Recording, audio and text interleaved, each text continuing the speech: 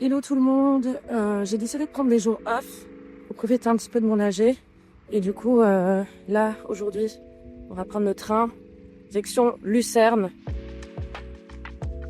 L'idée, c'est aujourd'hui de tester des moyens de transport un peu insolites compris dans l'AG. Je vous emmène avec moi pour suivre du coup l'itinéraire et voir comment on fait pour faire du tourisme avec l'AG, quoi. Moi, j'avoue que j'avais jamais bougé en Suisse dans des endroits reculés, en tout cas pas en train.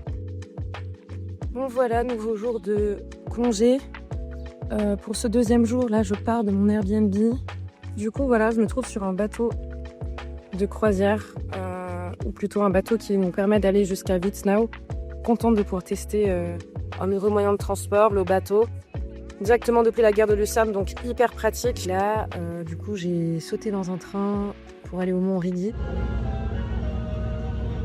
C'est un train un peu aussi ancien d'époque et qui est aussi inclus dans l'AG, donc franchement c'est assez génial.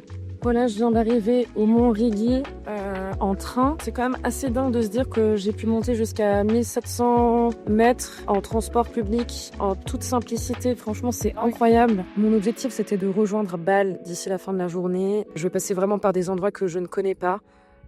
Donc voilà, on va voir comment ça se goupille. Surtout qu'il y a plusieurs changements, donc j'espère ne rien louper. Ça y est, je suis enfin arrivée à ma destination, à la gare de Bâle. Parce qu'il faut que maintenant je rejoigne le musée Tinguely. Donc faut que j'aille prendre un bus. En tout cas, ça s'est bien passé mon trajet depuis le Mont Rigi jusqu'à Bâle. C'était juste long, mais c'est parti. C'est assez fou.